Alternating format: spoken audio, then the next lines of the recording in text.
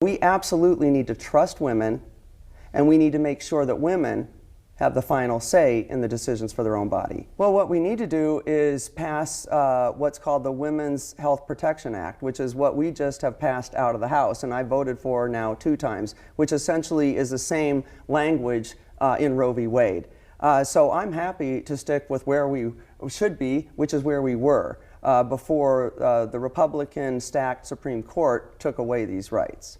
Look, I'm a Republican and I'm pro-life, but I strongly believe that this has been returned to the states, and I would push back on a Democrat or a Republican who tries to federalize this issue and take it away from the voters. I voted twice for health of the mother, with exception for late-term pregnancy, and then also looking at exceptions for rape, incest, and fetal non-viability, meaning that the child was no longer going to be able to survive.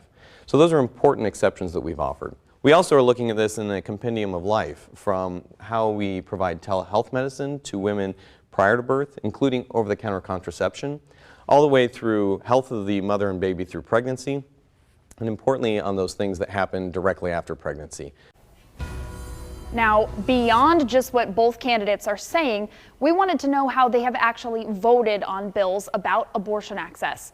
During her time in Congress, Cindy Axne supported allowing foreign assistance funds to pay for abortion services in developing countries. She also voted yes on allowing anyone to access out-of-state abortion services. And most recently, she voted yes on the Women's Health Protection Act. Now, we've talked about that act a lot. What it says is that the government cannot require medically unnecessary waiting periods before abortions, and the government cannot stop abortion access before a fetus can survive outside the womb. Now, it does allow for abortions after that point only if the mother's life or health is at risk.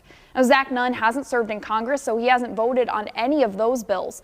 But during his time at the State House, he voted yes on a 2017 bill banning abortion after 20 weeks. That bill only included exceptions to protect the life and health of the mother.